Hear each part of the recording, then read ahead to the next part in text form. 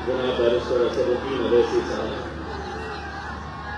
मैं सबसे पहले तो पूरे पुलिस डिपार्टमेंट का तहे दिल से शुक्रिया अदा करता हूँ कि साहब हमें मालूम है कि दशहरे का त्यौहार चल रहा है और ऐसे मौके के ऊपर हम लोग आपके बीच में आए हैं। यकीनन कुछ लोगों की वजह से आप लोगों को ये बंदोबस्त बढ़ाना पड़ा और जिस तरीके का इंतजाम आपने किया है हम आपका तहे दिल से शुक्रिया अदा करते हैं। और एक बात ये कहना चाहते हैं साहब, कुछ लोग ये कह रहे थे कि हमने कोल्हापुर नहीं आना चाहिए।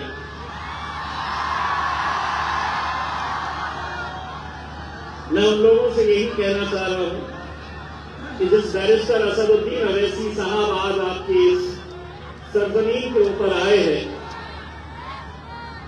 वो सरजमीन की पहचान है शाहू महाराज से, छत्रपति शाहू महाराज से।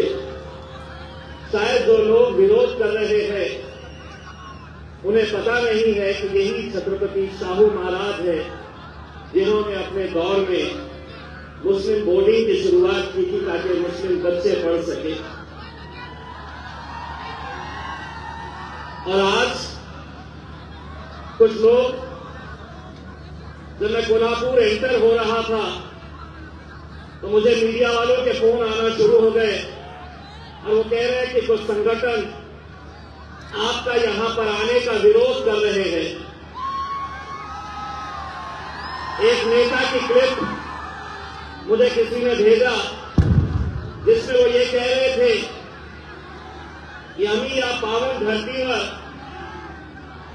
जाती जाती मध्ये तेल निर्माण करणारे असदुद्दीन अवैसीला इथे पाय ठेवू देणार नाही, इम्तियाज जलीलला इथे पाय ठेवू देणार नाही, आता या सगळ्यांना सांगतो आणि दाखवतोही।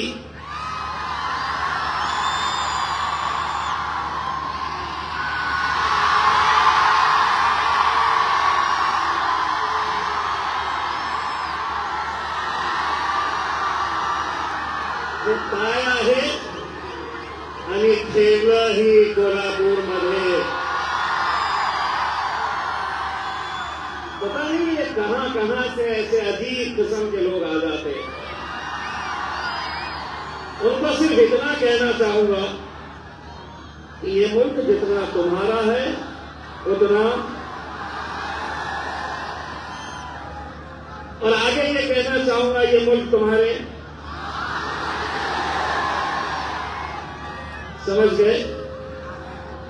हम हिंदुस्तान में कहीं पर भी जा सकते हैं, कहीं पर भी अपने दिल की आवाज, हमारा पैगाम लोगों तक पहुंचा सकते हैं। हम इस सरजमीन के ऊपर प्यार का पैगाम पहुंचाने के लिए आए हैं। ए नौजवानों सुनो रे, आए तकलीफ दे रहे हो पुलिस वालों को। तो जो लोग हमें रोकने की कोशिश कर रहे हैं उन्हें ये मालूम है कि अगर आज इस मुल्क के अंदर कोई हक के लिए खड़ा रहता है, कोई सच्चाई की बात करता है, नाइंसाफी के लिए कोई खड़ा रहता है डटकर, तो वो मेरा और आपका कायद है बैरिस्टर असदुद्दीन अवैसी। उन्हें सच सुनने की आदत नहीं रही। आज महाराष्ट्र के अंदर क्या चल रहा है, रास्ते में आते वक्त हमने सोलापुर के एक गांव में रुके जहां पर जिन गांव का संपर्क पानी की वजह से टूट चुका है उन्हें स्कूल में रखा गया है। ऐसे बहुत सारे लोग आज परेशान हैं। आज महाराष्ट्र का किसान परेशान है लेकिन उनकी कोई सुनवाई नहीं हो रही है। क्या कर रहे हैं? तो मंत्री जी दौरे निकाल रहे हैं। मैं देवेंद्र फडणवीस साहब मुख्यमंत्री इन पत्रकारों के जरिए आपको एक पैगाम देता हूं कि महाराष्ट्र बहुत आगे है। हम आईटी के अंदर कितने आगे चले गए हैं, हमारा कितना डेवलपमेंट हो गया है। इतने दिन हो गए हैं, कोई जरूरत नहीं है अब ये दौरे करने की। अपने ऑफिस में बुलाइए, और अगर आपको नहीं समझ में आता है तो गूगल का मैप हम आपको खोलकर देते हैं। एक एक गांव की क्या हालत है वहां पर आप देख सकते हैं। लेकिन नहीं, ये तो लोग विरोध कर रहे थे कि हमने नहीं आना। हम तुमसे पूछना चाहते हैं, क्या उन किसानों के खेत के ऊपर गए हैं तुम? उनके आंसू पोंछने के लिए गए हो तुम? नहीं गए। लेकिन हमने नहीं आना चाहिए। क्यों नहीं आना चाहिए? कौन रोकता है हमें? और अगर हम इतर करंजी नहीं आएंगे तो क्या हम इजिप्ट जाएंगे, इंडोनेशिया जाएंगे, अफ्रीका जाएंगे? हमारा भी है भाई। लेकिन क्या है, कुछ फालतू लोगों को ये बात समझ में आ गई है कि अगर मुझे बड़ा बनना है तो मुझे मजलिस का नाम लेना पड़ेगा। मुझे अपना नाम चमकाना है तो मुझे असदुद्दीन अवैसी का नाम लेना पड़ेगा। और यही यायचं नाही, पाय ठेवू देणार नाही। अरे आलं पण आणि पाय ही ठेवलं, कोल्हापूरमध्येही ठेवलं आणि इचलकरंजीमध्येही ठेवलं। मैंने मीडिया वालों ने मुझसे सवाल किया कि आपका विरोध हो रहा है, आपको यहां आने से रोका जा रहा है। मैंने कहा, अगर तुम पढ़े लिखे हैं, अगर तुम में कोई एक समझदार है तो स्टेज हमारा लगा हुआ है। आओ स्टेज के ऊपर, हम 10 मिनट तुम्हें मौका देते हैं बोलने का, और बोलो बोलो। किस बात का विरोध कर रहे हैं पप्पू? हम मौका देते हैं तुम्हें। मैंने मीडिया वालों से पूछा, भाई साहब आप बता दीजिएगा कि क्यों विरोध कर रहे हैं करके। अरे जो शख्स जब पाकिस्तान ने इस मुल्क के ऊपर पहलगाम में हमला किया तो यही मेरे कायद बैरिस्टर असदुद्दीन अवैसी है, जो दुनिया के अलग अलग मुल्कों में जाकर अपने देश के लिए एक पैगाम दिए। वहां पर वो एक मजलिस इत्तेहाद और मुस्लिमीन के नुमाइंदे बोलकर नहीं गए थे, किसी पार्टी के सदर बोलकर नहीं गए थे। वो एक सच्चे भारतीय नागरिक की हैसियत से हिंदुस्तान का पैगाम वहां पर लेकर गए थे। और ये पैगाम लेकर गए थे कि हमारे बेकसूर लोगों को कब तक मारा जाएगा, क्यों हम इनका शिकार होते रहेंगे। उस वक्त तो हमें ऐसा लगा कि मोदी जी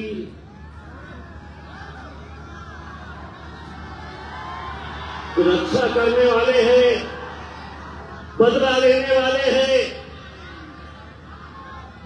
लेकिन पता चला बदला कैसा? बोले क्रिकेट खेलेंगे, हम क्रिकेट खेलेंगे। शुरुआत से हमने बैरिस्टर असदुद्दीन अवैसी साहब ने यह कहा था कि एक एशिया कप अगर हमारे हाथ में नहीं आया तो कोई बड़ी बात नहीं, लेकिन हम दुनिया को एक पैगाम दे सकते थे कि हम आतंकियों के साथ, दहशतगर्दों के साथ हम कोई रिश्ता नहीं रखेंगे। लेकिन हमारा मीडिया चला क्या रहा? बोले साहब जब वो मैच खत्म हुआ ना तो हमारे खिलाड़ियों ने हाथ नहीं मिलाए, शेक हैंड नहीं किए। वाह वाह, लिखो वाह मोदी जी, वाह क्या अंदाज हो गया है आपका। पैसा आ रहा है। मेरे भाइयों, सोचो जिन लोगों के घर में इन आतंकियों ने बेकसूर लोगों को जो कश्मीर घूमने के लिए गए उनका कत्ल किया, तो कल उन्हीं के घर के बाजू, उन्हीं के मोहल्ले के अंदर पटाखे फोड़े गए। हम उन घर में बैठी हुई उस शहीद की मां, उसके बच्चे, उसकी बीवी को हम क्या जवाब देंगे कि हमने तुम्हारी मौत का बदला देखो हमने ये कब लेकर आ गए हैं। आज इस मुल्क के अंदर जो हालात बनाए जा रहे हैं, बहुत ही मैं जिम्मेदारी के साथ ये बात कर रहा हूं। इस मुल्क में डॉक्टर बाबा साहब अम्बेडकर के संविधान ने हम सबको ये इख्तियार दिया है कि अपने मजहब के हिसाब से तुम अपनी पूजा, अपनी नमाज, अपनी इबादतें कर सकते हैं। लेकिन अगर आज इस मुल्क के अंदर अगर सिर्फ एक बैनर के ऊपर पूरे देश में बवाल हो जाता है, तो मैं उत्तर प्रदेश के उस सरकार से पूछना चाहता हूं, हमने ऐसा कौन सा पैगाम लिखे थे उस बैनर के ऊपर?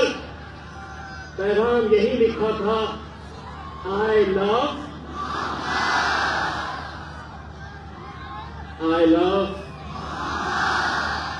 हमने मोहब्बत का पैगाम लिखे थे। और यूपी की सरकार कहती है कि नहीं, आप ये नहीं लगा सकते हैं, ये नया है। और इसके ऊपर आज जब अलग अलग शहरों में भी इसका विरोध किया जा रहा है, आज अहमदनगर के अंदर जमीन के ऊपर आला मोहम्मद रंगोली से बनाकर वहां पर उसकी बेहुरमती की गई। मैं नौजवानों एक बात कहना चाह रहा हूं, अल्हम्दुलिल्लाह मेरे नबी करीम सल्लल्लाहु अलैहि वसल्लम, उनको किसी बैनर की जरूरत नहीं है मेरे भाई, किसी बैनर की, किसी पोस्टर की जरूरत नहीं है।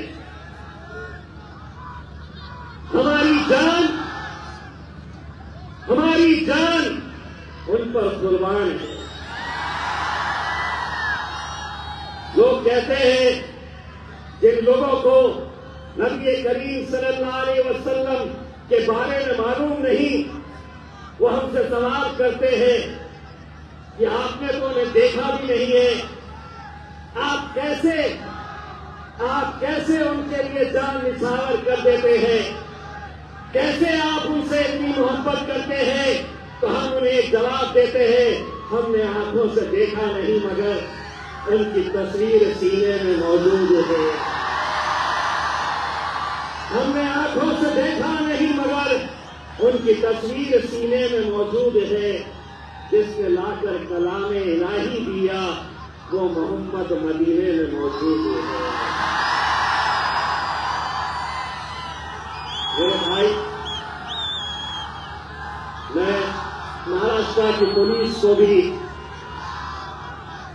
एक पैगाम देना चाह रहा हूं। आप किसकी पूजा करते हैं यह आपका इख्तियार है, आपका अधिकार है। आप किससे मोहब्बत करते हैं यह आपको इख्तियार दिया गया है। लेकिन अगर आज जो पूरी उम्मत के लिए इंसानियत का जिसने पैगाम दिया है, अगर हमारे दिलों से उन्हें निकालने की कोशिश हो रही है तो हम अपनी जान लुटा देंगे, लेकिन वो नाम को हम खत्म नहीं होने देंगे।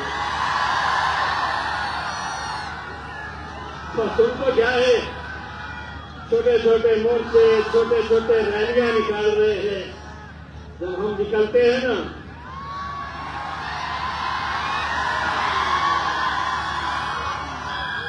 हम जब गाड़ियां लेकर हम सड़क पे उतरते हैं, उसी नाम की खातिर जब हम सड़क के ऊपर निकलते हैं तो वह रैली नहीं होती है, रेला होता है और पूरी दुनिया देखती है उसे, पूरी दुनिया देखती है। एक ही नाम के अंदर वो ताकत है। मेरे भाई, इसीलिए मैं एक बात आज हमारा विरोध करने के लिए सुना, दूसरी पार्टी के जो मुसलमान गुलाम हैं उन्होंने भी सुना, पुलिस के ऊपर दबाव डाला कि इनको आने मत दो। गुलामों, समझ गए ना? वक्त आते ही समझ जाओ, वरना वक्त आने वाला है, चुनाव आने वाला है, दोबारा हम आने वाले हैं। कैसे डसेगा कौन, सब जानता हूं मैं। कहां किसी का खौफ मानता हूं मैं। जंगल का हो या हो आस्तीन का, जंगल के हो या हो आस्तीन के, सांपों की सारी नस्लों को पहचानता हूं मैं। गए वो दिन जब तुम बोलते थे हम सुनते थे, जब तुम बोलते थे ये सुनते थे। अब मजलिस आई है, हम बोलेंगे,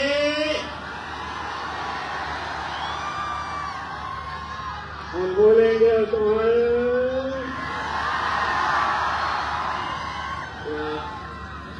हम बोलेंगे और तुम्हारे